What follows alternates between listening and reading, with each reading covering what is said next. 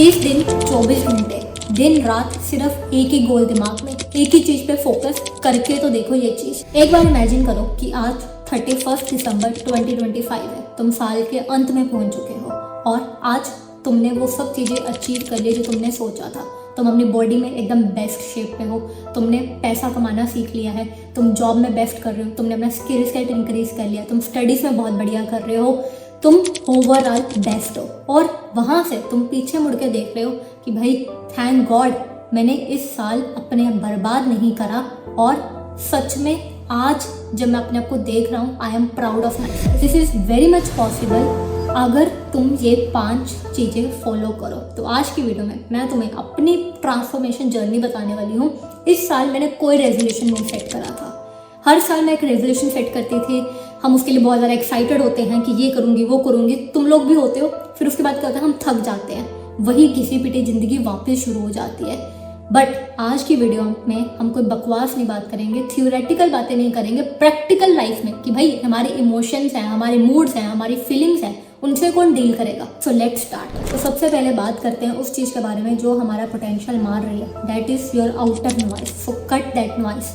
आज के टाइम पे हर सेकेंड हर मिनट हमारे फ़ोन पे इतने सारे नोटिफिकेशंस की बौछार हो रखी है कि हर समय इंस्टाग्राम, यूट्यूब, स्नैपचैट जैसे ये हमारे हाथ में आते हैं, घंटों बीत जाते हैं और हमें पता नहीं लगता, जिसकी वजह से तुम्हारा खुद के साथ कनेक्शन टूट चुका है। तुम खुद से कुछ सोच नहीं पाते और जो तुम्हारी अंदर की वॉइस है, जो तुम्हें बता रही है कि तुम्हें कहाँ जाना चाहिए, जो तुम्हें डायरेक्ट करेगी, तुम उसको भूल जाते हो। मेरे साथ भी यही होता था। तो मैंने इसका सोल्यूशन ये निकाला कि दिन में 1 घंटा मैं ऐसा निकालूंगी जब मैं कोई सोशल मीडिया ऐप यूज़ नहीं करूँगी, कोई डिस्ट्रैक्शन नहीं, अपने आसपास की सारी नॉइसेस को ख़त्म कर देना है। और उस समय मैं अपने साथ बैठूंगी और अपने आप से क्वेश्चंस पूछूंगी कि मेरे को लाइफ में एक्चुअल में करना क्या है, what I really want to do in the life. जो एक्शंस आज मैं ले रही हूँ क्या वो सही हैं। तो इस तरह से जब तुम अपने आप को सही क्वेश्चंस पूछोगे तो तुम्हें खुद पता लगेगा कि तुम्हें लाइफ में कहाँ जाना है और तुम्हें किसी की ज़रूरत नहीं पड़ेगी कि कोई तुम्हें गाइड करे, क्योंकि तुम्हारे इंटरनली तुम्हें गाइडेंस मिलेगी। तो स्टार्टिंग में चीज़ें बहुत ज़्यादा अनकंफर्टेबल लगेगी, तुम्हें लगेगा यार 1 घंटा अपने साथ बिना फ़ोन कुछ नहीं करना, क्या करूँगा मैं। बट धीरे धीरे जब तुम सही क्वेश्चन पूछोगे तो तुम्हें अंदर से डायरेक्शन मिलेगी और तुम्हें पता लगेगा कि मुझे एक्चुअल में क्या करना है लाइफ में, मेरा क्या पैशन है या किस गोल पे मुझे काम करना है। तो अब जब आसपास की नॉइज़ ख़त्म हो चुकी है तो अब बारी आती है ये डिसाइड करने का कि तुम्हें जाना किस तरफ है। और यहीं पे बहुत सारे लोग गलती करते हैं कि एक टाइम पे ही अपनी लाइफ के सारे एरियाज़ पे काम करना शुरू कर देते हैं। यहीं पे स्किल सीखना शुरू कर देंगे पैसे कमाने के लिए, फाइनेंशियली इंडिपेंडेंट बनना भी शुरू कर देंगे और साथ ही में अपनी बॉडी पे भी काम करना शुरू कर देंगे और साथ ही में अपने एकेडमिक्स पे काम करना शुरू कर देंगे। तो एक ही साथ सारी चीज़ें करोगे तो आपको कुछ भी रिजल्ट नहीं मिलेगा, क्योंकि फोकस क्रिएट्स पावर। और जब एक साथ आप इतनी सारी चीज़ें करोगे तो आपका फोकस कहीं पे भी नहीं होगा। तो इसका जो बेस्ट सोल्यूशन ये होता है कि एक टाइम पे एक चीज़ को डिसाइड करो। जैसे कि आप डिसाइड कर सकते हो कि इस साल के एंड तक अगर तुम स्टूडेंट हो तो मुझे 5 लाख कमाने हैं, या फिर मुझे 98% लेकर आने अपने करंट ईयर में।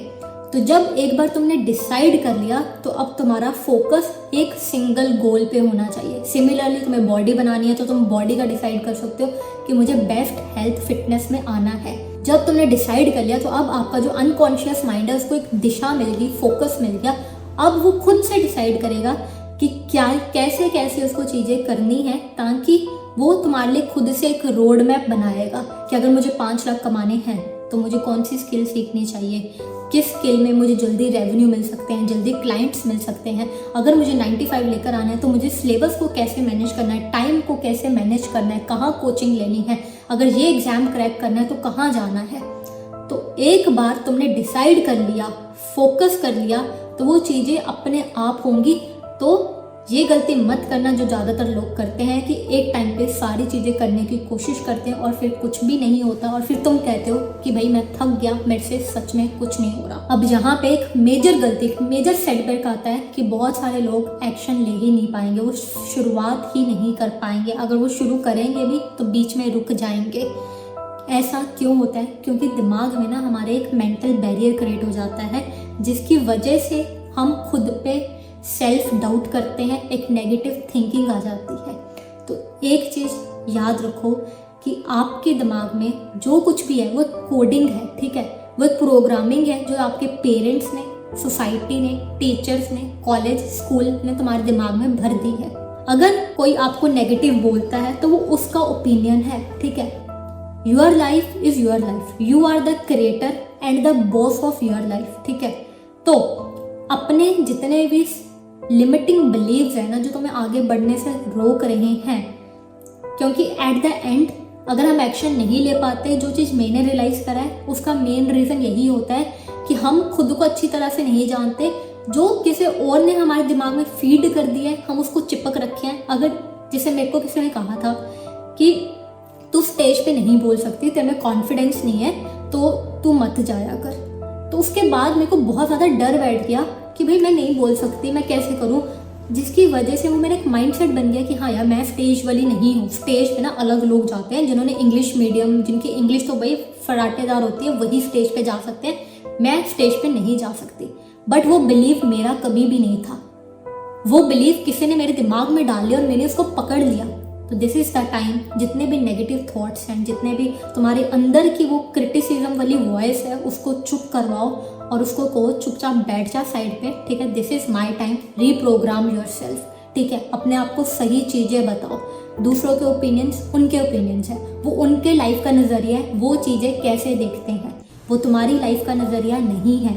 तुम्हें अपने खुद के दिमाग को रीप्रोग्राम करना है, उसमें एक नया सॉफ्टवेयर, एक नया कोडिंग डालना पड़ेगा, अदरवाइज हम आगे नहीं बढ़ पाएंगे। Also reprogramming isn't just about changing how you think, it is also about taking the bold steps to upgrade your career. और इसी बात पे मुझे याद आया कि मुझे आपसे एक अमेजिंग अपॉर्चुनिटी शेयर करनी थी, that is Badruka school of management BSM Hyderabad का 2 years fully residential PGDM program is just the push that you need in fast pacing your career। ये प्रोग्राम काफ़ी यूनिक है क्योंकि ये सिर्फ बिजनेस प्रिंसिपल तक ही लिमिटेड नहीं है। It's about blending those principle with the real world application in today's tech driven world. आपको finance, marketing, strategy, innovation and entrepreneurship और डाटा एनालिटिक्स जैसे स्पेशलाइजेशंस मिलते हैं जो आपके करियर को एक नए डायरेक्शन में लेके जा सकते हैं। और जो चीज़ मुझे सबसे ज़्यादा इम्पैक्टफुल लगी वो है इनका 15 days ब्लॉक टीचिंग सिस्टम, जहाँ हर सब्जेक्ट को फोकस के साथ कवर करते हैं, ensuring a deep understanding and hands on learning experience with the industry experts. BSM का 14 एकर्स ग्रीन कैंपस भी आपकी पर्सनल ग्रोथ के लिए परफेक्ट है, with hostel, fitness centre, meditation area, football field और भी बहुत कुछ। और अगर आपने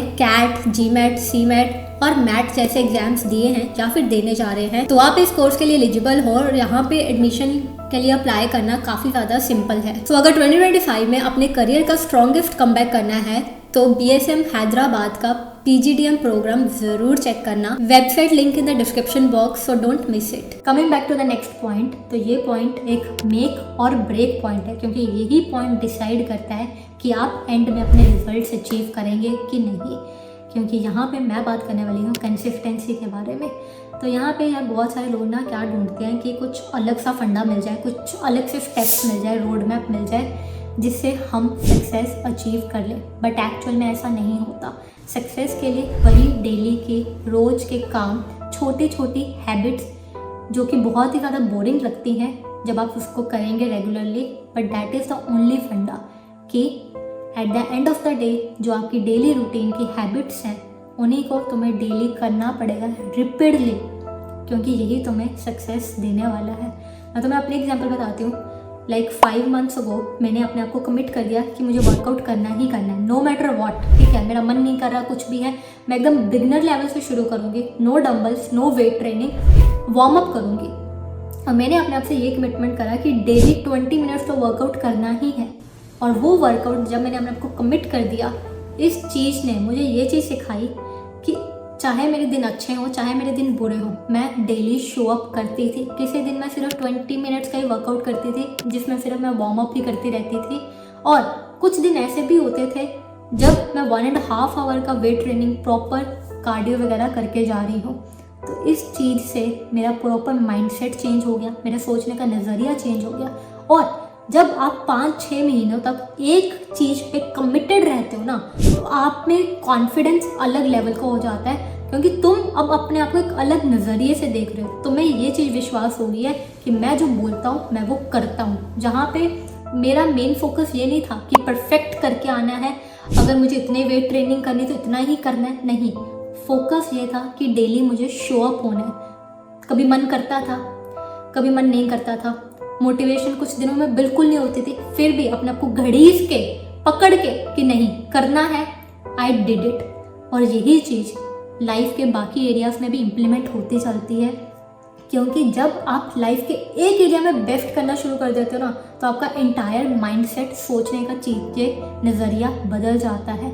आप खाने में भी अच्छी हैबिट्स चूज़ करते हो, आप जंक खाना छोड़ देते हो, और इसका साइड इफ़ेक्ट ये होता है कि आप एक परफेक्ट शेप में आ जाते हो, आपके एनर्जी लेवल्स बढ़ जाते हैं, आपका फोकस पावर बढ़ जाती है। मैंने अपने लिए एक सिस्टम बना लिया था, जहाँ पे मैंने अपने दिमाग में ये चीज़ ठान ली थी कि that is a non negotiable thing, कि इस बार मैं नहीं हार मानने वाली, चाहे मन हो, चाहे मूड हो, चाहे ना हो।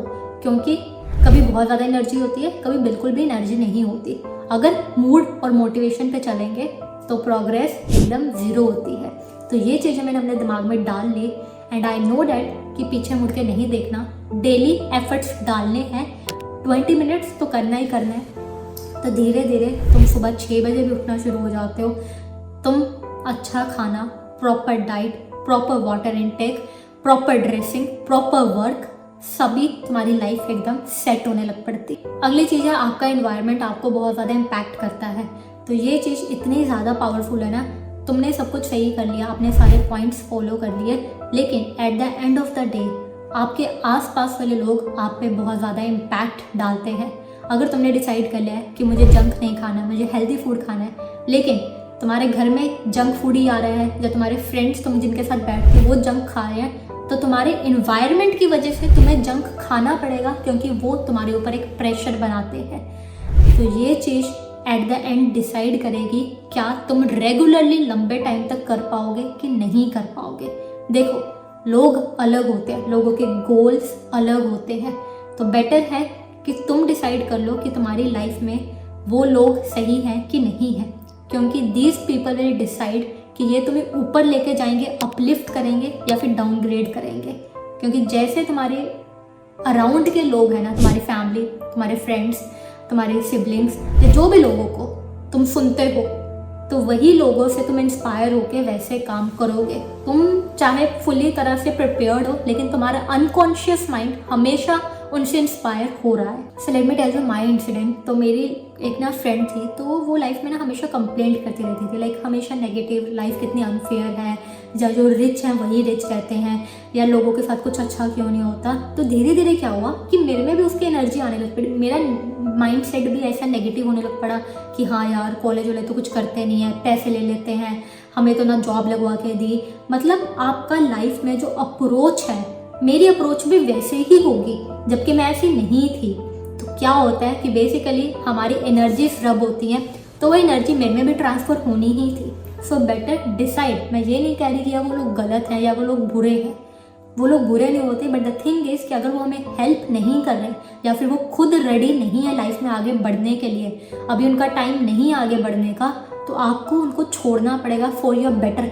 ठीक है, तो उनके साथ कम टाइम स्पेंड करो। ठीक है, तो that is the only thing जो आपको हेल्प कर सकता है।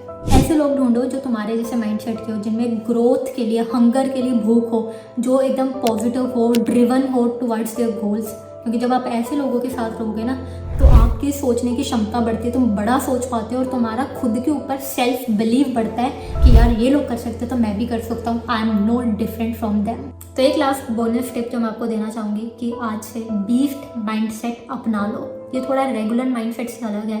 तो यहाँ पे क्या है कि हर चीज़ को अपने फेवर के लिए यूज़ करो। ठीक है, लाइफ में प्रॉब्लम आ रही है, कोई बात नहीं। ठीक है, लाइफ में दिक्कत आ रही है, कोई बात नहीं, उसको एक अपॉर्चुनिटी की तरह देखो। चीज़ें टफ लग रही हैं, कोई बात नहीं यार, कर लेंगे। ठीक है, कंपटीशन टफ है, बेटर है, ग्रोथ करने का चांस मिल रहा है। अपने ऊपर सेल्फ डाउट आ रहा है, कोई बात नहीं, लोग तुम्हारे ऊपर उंगलियां उठा रहे, तू नहीं कर सकता, इट इज़ चांस कि हम उनको प्रूव कर सकें कि तुम गलत थे, मैंने कर लिया। ठीक है, तो हर एक सिचुएशन को अपने बेटर के लिए सोचो। ये मत सोचो यार लोग मेरे पे बिलीव नहीं कर रहे, मैं क्या करूँ। नहीं, तू बिलीव नहीं कर रहा ना, मैं तेरे को करके दिखाऊंगा, फिर तू मेरे को बोलेगा भाई तूने कैसे करा। ये वाला सीन है। तो ये वाला माइंडसेट ले आओ। तो पहले ना मैं भी डरती थी यार कैसे होगा कैसे होगा, लेकिन जब तुम्हें रियलाइज होता है ना किसी को घंटा फर्क नहीं पड़ रहा, ठीक है, दिस इज योर लाइफ और लाइफ में टाइम निकल रहा है, you have to do it for yourself. हर एक चैलेंज को, हर एक डिफिकल्टी को एक अपॉर्चुनिटी की तरह देखो, डर के भागना नहीं है, ठीक है, उसको फ्यूल की तरह यूज करना है। नेगेटिव कमेंट्स आ रहे हैं, इट्स ओके, फ्यूल की तरह। रिजेक्शन आ रहा है, फ्यूल। Failure, fuel. अपने अंदर उसको डालो और अपनी फायर को एकदम बढ़ाते चलो, ठीक है, किसी चीज़ से डरना नहीं है। एक ही सीक्रेट है कि भाई हर चीज़ से सीखते चलो, अपने आप को एनालाइज करते चलो। इनफैक्ट मैंने तुम्हें पूरा प्लान दे दिया है, बट स्टिल इसके बाद भी तुम बार बार थोड़ा थोड़ा तुम बीच में रुकोगे, ठीक है, ब्रेक्स लेना, बट उस ब्रेक्स में अपने आप को एनालाइज करना कि भाई मैं क्या गलती कर रहा था, क्या दिक्कत होगी, ठीक है। जब तक तुम खुद को नहीं पढ़ोगे ना, nobody can change you. This is a basic fundas, but at the end तुम्हें खुद के बिहेवियर पैटर्न्स पढ़ने पड़ेंगे। तो एक बात तो क्लियर है कि इन स्टेप्स को सिर्फ जान लेना ही ज़रूरी नहीं है, इन पे एक्शंस लेना बहुत ज़्यादा इंपॉर्टेंट है, क्योंकि एट द एंड ये एक परफेक्शन की गेम नहीं है, it is all about becoming unstoppable. तो अभी 2025 का गोल लिखो, स्पेसिफिक ज़रूर होना चाहिए कि तुम्हें किस चीज़ पे फोकस करना है एग्जैक्टली, और उसके बाद जो भी हमने स्टेप्स दिखे हैं, ठीक है, उसको इम्प्लाई करना, और बिल्कुल भी कोई एक्सक्यूज़ नहीं बनाना। रिमेंबर, तुम्हारा एनवायरनमेंट मैटर करता है, तो उस चीज़ पे बिल्कुल ध्यान देना है। ग्रोथ माइंडेड लोगों के साथ रहना है। तो see you in the next video. और अगर ये वीडियो आपको अच्छी लगी तो वीडियो को लाइक ज़रूर करना, शेयर करना उन लोगों के साथ जिनको आगे बढ़ने का हंगर है, जिनको इसकी ज़रूरत है, और सब्सक्राइब करना बिल्कुल भी मत भूलना। आपका बेस्ट आपके लिए वेट कर रहा है। क्वेश्चन ये है, are you ready for it? तो कमेंट करके ज़रूर बताना कि कौन सा पॉइंट आपको सबसे ज़्यादा अच्छा लगा। I will be waiting for your suggestions.